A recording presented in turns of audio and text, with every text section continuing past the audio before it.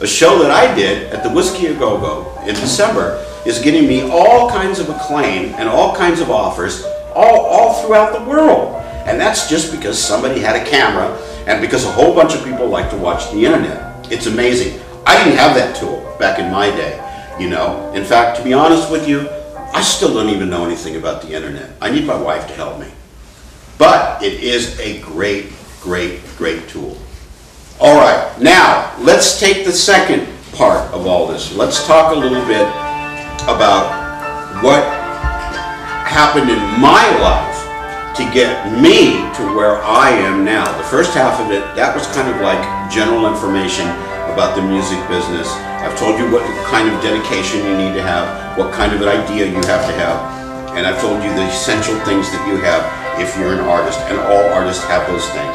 You have a manager, you have a publicist, and you have a booking agent. A booking agent and a manager cannot be the same person because there's a conflict of interest, and they would work their artists to death to get their percentage.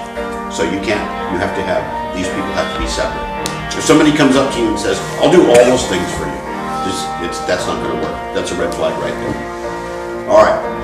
In my situation, I was born into a musical family, and I started playing drums at a very young age. I worked in bands, started drums when I was 12 years old. The Beatles had just come out, and that inspired me. I was lazy. I just wanted to play one drum. I wanted the bass drum. I figured, why play the whole drum set? Let's play one drum. Just have to worry about one thing. Didn't work that way. I had to play the whole drum set. Okay, so I got into it that way, did that for a while, and that was kind of fun. And then, and this happens with a lot of people. There's a lot of people that front bands that used to be drummers. It's incredible. The guy that sings in Aerosmith used to be a drummer. The guy that sang in Journey, Steve Perry, he was a drummer. A lot of people. There was even a guy on the TV about 3 weeks ago that I saw, and the guy sang really good. And he was a drummer, and he got in an accident, and he injured both hands. And they were like in casts. And this guy started singing, and he was amazing. He sang so good. So this happens a lot. I decided to switch over from drums to singing, and that's what I did all through the 80s. Most of the 90s, I sang in rock bands. But like I told you guys like a couple of minutes before, I didn't make any money. And meanwhile, you know, you got wives that are saying, you know, what good are you? You know, you don't hardly ever work. This isn't any good. This is just a fantasy. Forget about this kind of life. Well, like I said before, it's in your blood. You can't do that. You can't get it out of your, you can't get it out of your system. You're always going to come back to it. So then what happened was I went through a brief period of time where I said to myself, mistakenly, I'm just not going to do this anymore. I absolutely am not going to do this. I know what I'm going to do. I'm going to drive milk trucks. And I did. I didn't go door to door, but I went to hospitals. And here I am at 3, 4 in the morning, you know, and I'm taking all this milk in. Hospitals and places like that take a lot of milk, so you have to make a lot of trips. And sure enough, at that time in my life, I would have said, hey, I'm getting this really nice check. Hours are terrible, but it's really good money for once in my life. It's incredible to get paid decently. I'm going to keep doing this. No, that didn't work. I got sucked back in. And now I know better. I'm never going to think that I can get that far away from the music, because I can't. It really is literally in my blood. I cannot escape it. It's at times a curse, at times the greatest thing in the world, but it's still with me. It's with me like my senses are with me. So what happened was I got back in with a catch. What I decided to do was something that I'd always been passionate about and I'd always liked, but I never really went for it. I decided to dedicate my life to writing classical piano music. And for the last 10 years, that's what I've been doing. Just recently, I've been contacted to do some rock shows again and to actually go back and put on my lead singer cap and do that stuff again. And I'm going to do it because the money's good. But my passion is to compose classical piano music. I get up every day for that reason.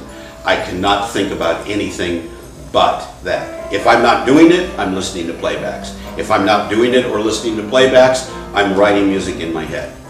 That, to me, is it. Even if I don't make any money, it's great. And actually what's really funny is I have made some money doing it, and I do really, really enjoy it. Everybody's situation is different. If you take what made one artist famous, it just wouldn't work for the other one at all. No way. It's a complete different thing. What made Elvis Presley famous is so different than what made John Lennon famous. It's just, there's no formula.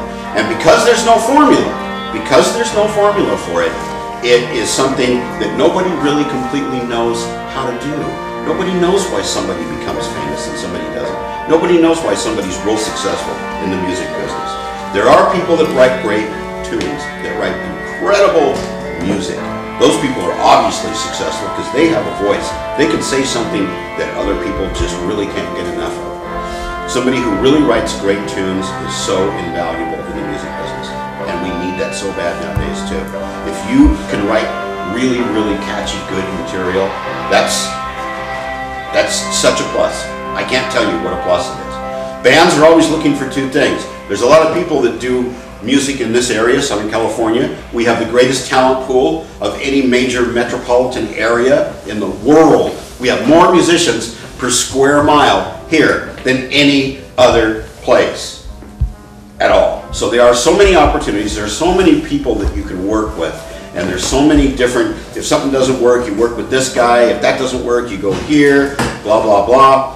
But it's really good if you are in this area and you want to do music. It's very, very good to have a fallback skill. Learn to do something else, learn a trade, learn to do something that you know you can get paid to do. In my case, at first it was delivering flowers, then it was painting houses, and then after a while it was being a milkman. All jobs that I don't miss. However, you need to have an alternate source of income if you are going to be a musician.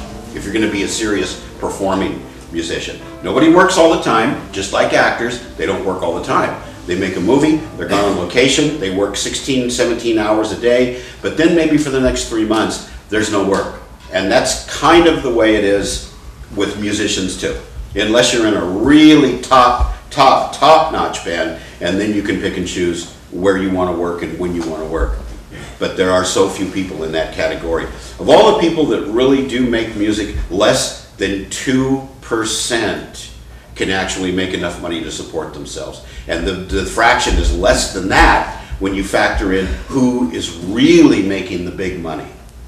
The people that make the big money in music, they make stupid, incredible, astronomical amounts of money. The royalty checks are absolutely ridiculous. There's so much money.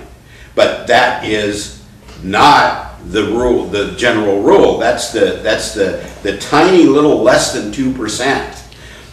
But a lot of people can make money in music and to do music and do something else too, and have a real well-balanced life. And then when it gets lean with music, then you just do the other thing too.